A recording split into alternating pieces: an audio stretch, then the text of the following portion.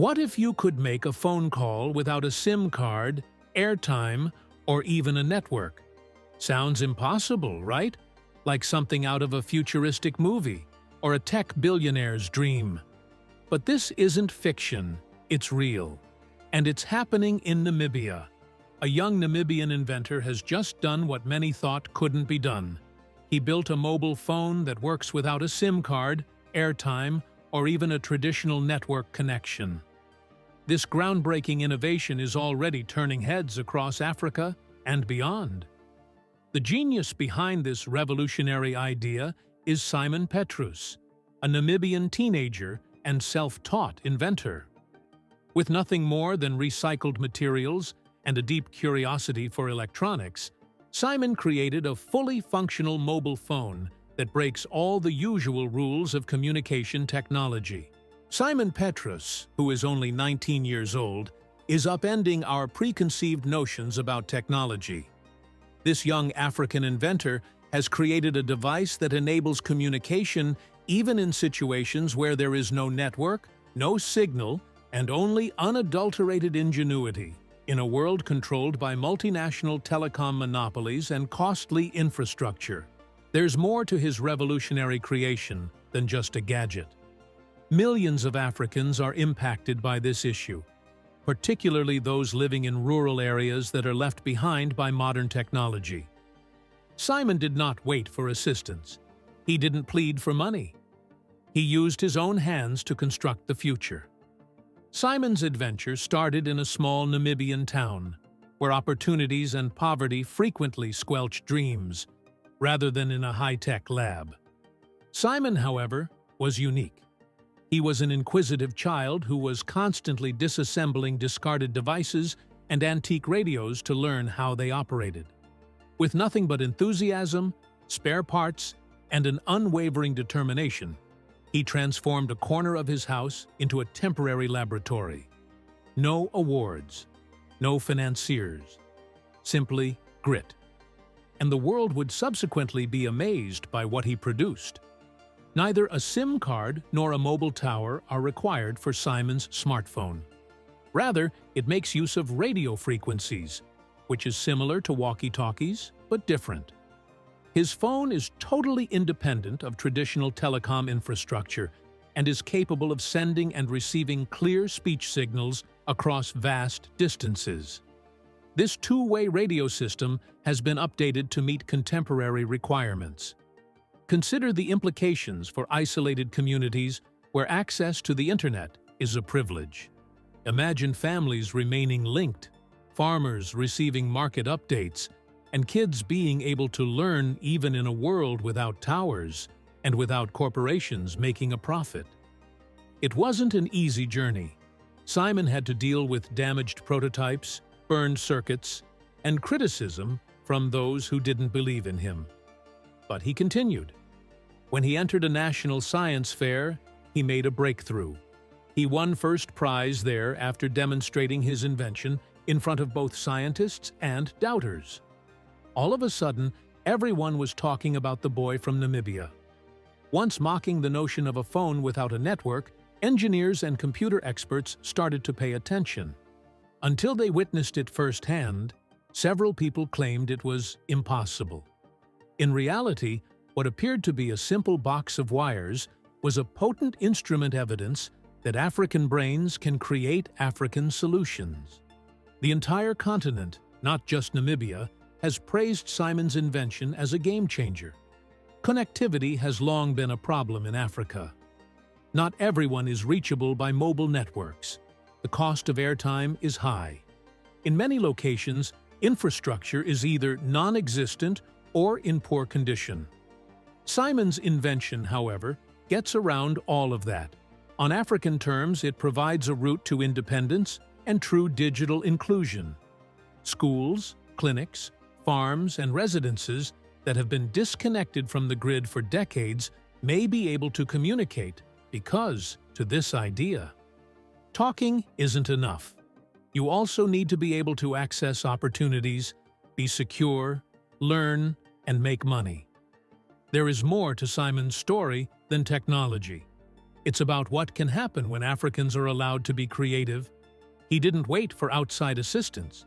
Silicon Valley wasn't necessary for him. From within, he brought about change.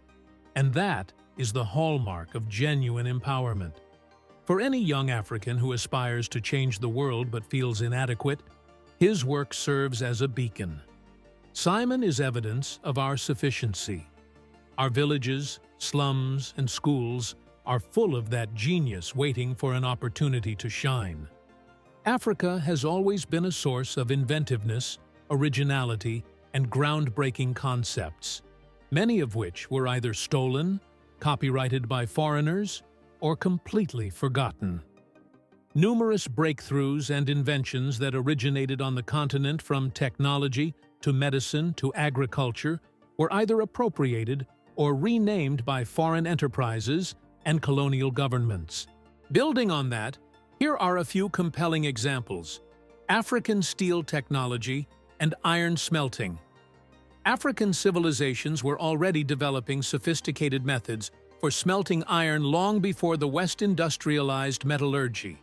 For example, centuries before Europe, the Haya people of Tanzania invented a process for making carbon steel in the 1st century CE, utilizing preheated, forced draft furnaces. This technique was considerably ahead of its time, requiring precise control over chemical reactions and temperatures. Africa's pioneering role in early metallurgy has been erased from popular history books, with much of the credit going to European advancements. Similarly, the medical and surgical contributions of ancient Egypt are often overlooked or downplayed. Documents such as the Edwin Smith Papyrus and the Ebers Papyrus attest to the advanced medical practices of the ancient Egyptians. These books included dentistry, wound care, surgery, and the use of medicinal plants. Although many of these techniques had an impact on Greek and Roman medical customs, it is rarely recognized that these procedures originated in Africa. Rather, they were taken and subsequently attributed to Hippocrates, a Greek physician who studied Egyptian medicine. Likewise, another overlooked African contribution lies in the agricultural domain. The teff grain from Ethiopia, one of the world's earliest domesticated crops, teff is a small grain that is indigenous to Ethiopia and is used extensively in Ethiopian cooking. It is very nutrient-dense, high in protein, and gluten-free. Without appropriate benefit-sharing arrangements with Ethiopia, international businesses attempted to patent TF-based products in the 2000s. Even though Ethiopians have been growing and protecting teff for thousands of years, the nation's intellectual property was effectively abused. In a similar fashion, Africa's innovations in agriculture have also been historically underappreciated. Crop domestication and agricultural techniques. Independent of other regions, Africans domesticated dozens of crops, including kola nuts, yams, coffee, millet, and sorghum. Through colonization and exploitation, these products were later sold all over the world, benefiting other countries while marginalizing African producers. After being disregarded by European agronomists for decades, African practices such as intercropping and soil preservation were eventually reintroduced under different names and marketed as modern innovations.